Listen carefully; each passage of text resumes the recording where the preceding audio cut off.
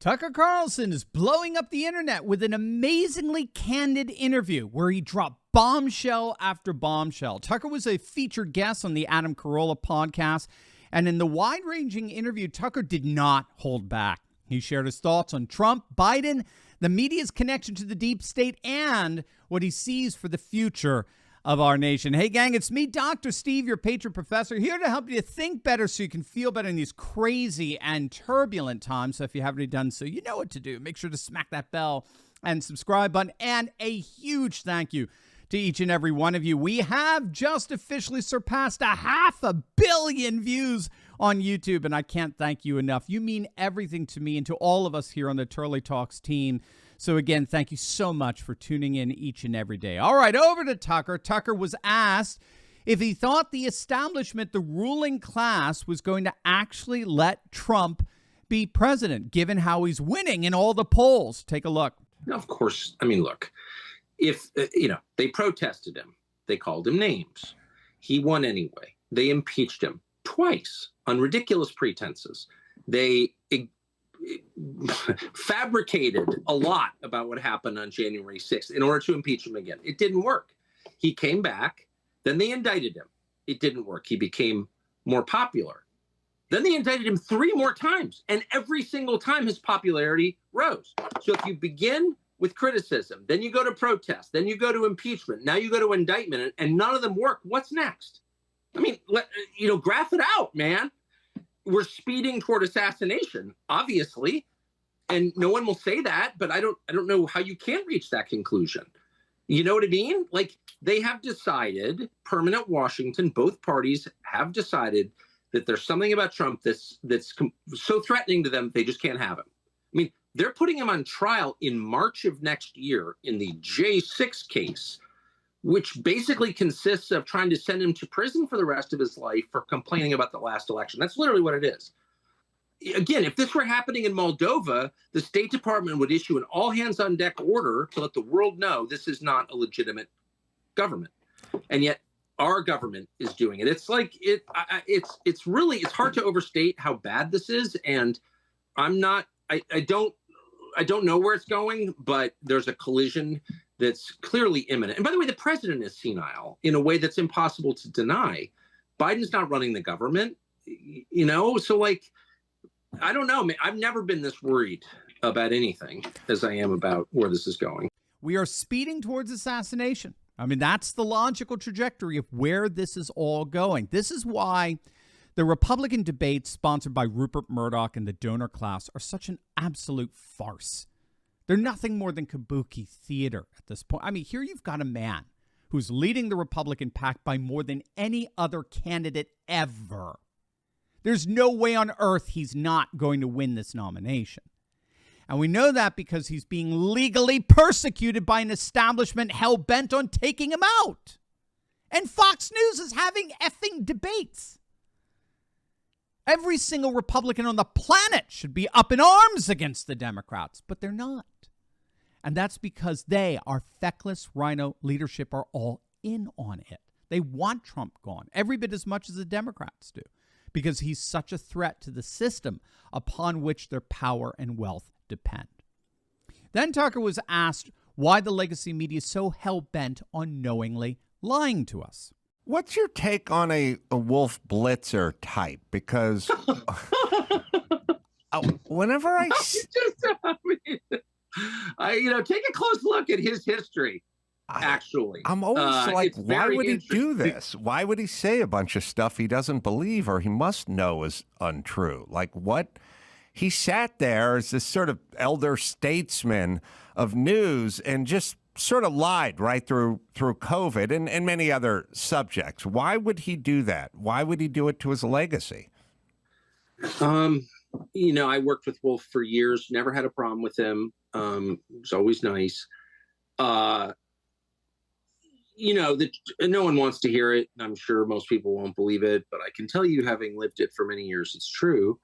The intel agencies have a big effect on what is broadcast on television and what you see on Facebook and Google as well. I mean, they're all up and down Facebook and Google, as I'm sure you know.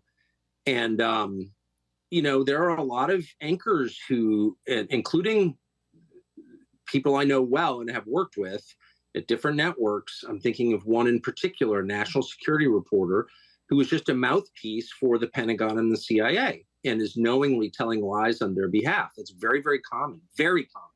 And I can think of a number of people at CNN who I know for a fact are doing that exact thing.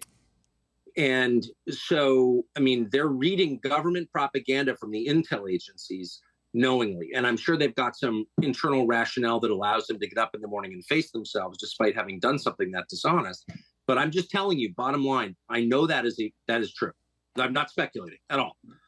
And in particular on the national security stuff, there are very well-known national security reporters, and I'm thinking of one female national security reporter in particular, who just reads lies from the national security state. And it's wildly frustrating. And it would just make me mad. I mean, even if I don't agree with the lies, okay, but even if I did agree with the lies, I would be offended because they're lies. They're lies.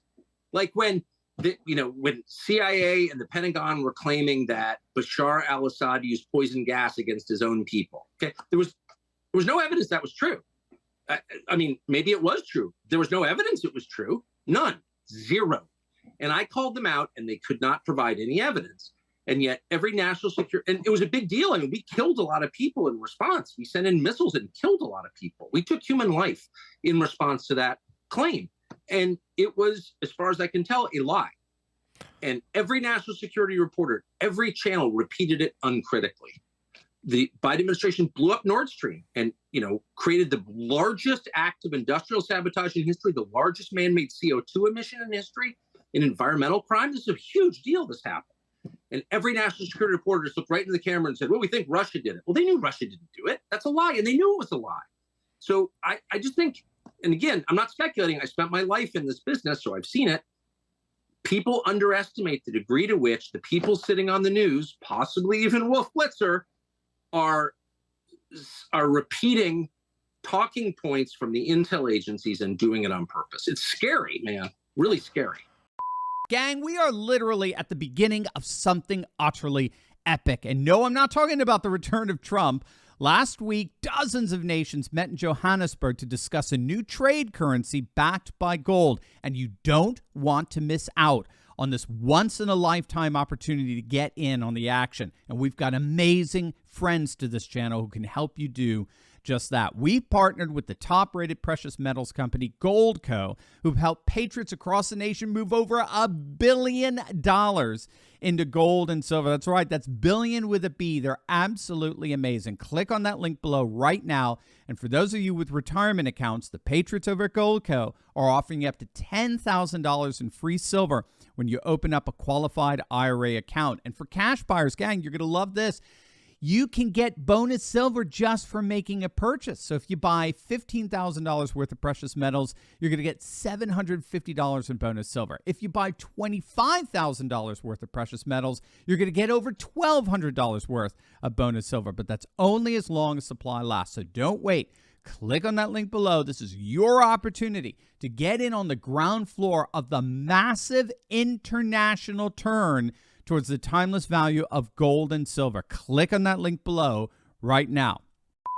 Now, what Tucker was alluding to there is what's more commonly known as Operation Mockingbird, which infused intelligence operatives into the news media so as to push deep state propaganda. It was integral to the Cold War in terms of psyops and information warfare and the like.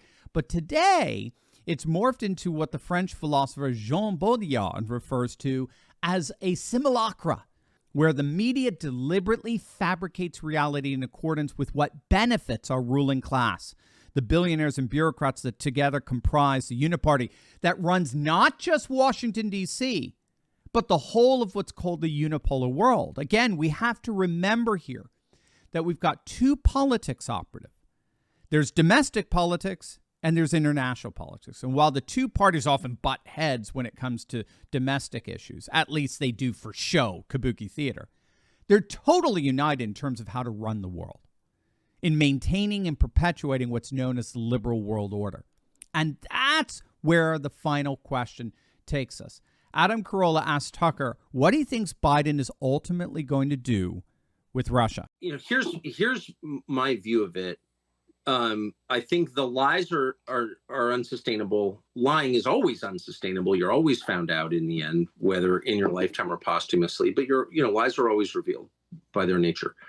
And these lies are so big and so obvious and so stupid that it's going to be very clear to the majority of voters before the election that the Biden administration has no idea what it's doing, that Joe Biden is not running the government, and that it's not working at all. And I think by that point, we're going to have a real economic contraction. I think we're going to be in the teeth of a very tough recession, and that makes everything much more intense. And so if your goal is to maintain power, and if you think once you relinquish power, the problem with criminalizing politics is the people who do it imagine or know that it will be done to them. So once you start indicting your political opponents, you know that you have to win or else they're going to indict you if they win, right? Right. And so they can't lose. They will do anything to win. So how do they do that? They're not going to do COVID again. I know everyone on the right's afraid they're going to do COVID and mask mandate. They're not going to do that. They can't do that. If they've already been exposed, that won't work. There's going to be no. What are they going to do? They're going to go to war with Russia. Is what they're going to do. There will be a hot war between the United States and Russia in the next year. And really? Yes, of course. They want it anyway. I don't think we'll win it, but that's a separate analysis. But I think it's a political matter. They need to declare war footing in order to assume war powers in order to win. I believe that. And I think the evidence suggests that's true. So if you're worried about our politics getting even more vicious than it already is, and people being hurt in our politics, which is entirely possible, you should be worried about the prospect of an open war. We're already at war with Russia, of course. We're funding their enemies. So we're fighting Russia. But I mean, an open battle with Russia where we say we're at war with Russia. I think that could easily happen. I think we could Tonkin Gulf our way into it, where all of a sudden missiles land in Poland. The Russians did it. Our NATO allies been attacked. We're going to war. I could see that happening very easily. So if you're worried about that, you need to put as much pressure as you possibly can on the Republican-held Senate to force a peace, which can be done. The United States could force a peace in Ukraine tonight. We're funding one side. There is no Ukrainian army outside of NATO. If NATO withdrew its support for Ukraine, Ukraine would crumble in a day. So we are the only power in the world that can bring both sides to the table to force a peace, which will be unsatisfactory as all forced peaces are. Like each side will give more than it wants, but that's the only option. Otherwise, I would bet my house on it. We are going to war with Russia. And of course, the stakes are everything, our life on the planet. I mean, these are the two biggest nuclear arsenals in the world facing off against each other. So this is insane. They're insane. These are people who think men can become women, who believe that face masks save you from COVID. I mean, these are not rational people. Would they go to war with Russia? Of course they would. Again, they want to anyway. And I don't know why Republicans don't get this at all, but they don't seem to get it. And meanwhile, Republican leaders, and Mitch McConnell's senile too, so I don't even blame him, but all the stupid Republican senators and McCarthy in the House, I mean, it's pathetic. These people are all on board with the war against Russia. Why? It's a very, very good question. Perhaps the single most poignant question that could be asked of any single Republican in D.C. Why on earth are you so infatuated with going to war with Russia, Nikki Haley? I would submit to you, unfortunately, it's because in the end, when it comes to running the liberal world order, which we created after World War II with all of its international institutions like the World Bank and the IMF, running the liberal world order is the real power that these bureaucrats and billionaires enjoy, both Democrat and Republican. Running the liberal world order means you're no longer a Democrat or Republican. You're instead part and parcel of the very epicenter of universal power. And it is that power that guarantees their wealth and affluence. And both sides, whether the United States or Russia, both sides recognize that the Ukraine conflict is all about dismantling the liberal world order.